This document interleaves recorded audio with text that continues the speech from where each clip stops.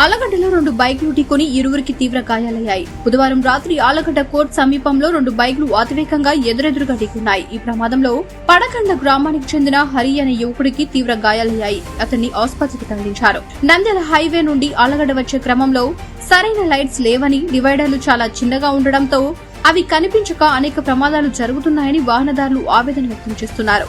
ఇదే ప్లేస్ లో గత కొంతకాలంగా ఒక వ్యక్తికి డివైడర్ ను ఢీకొని మరణించాడని, దయచేసి అధికారులు లైట్స్ ఏర్పాటు చేయాలని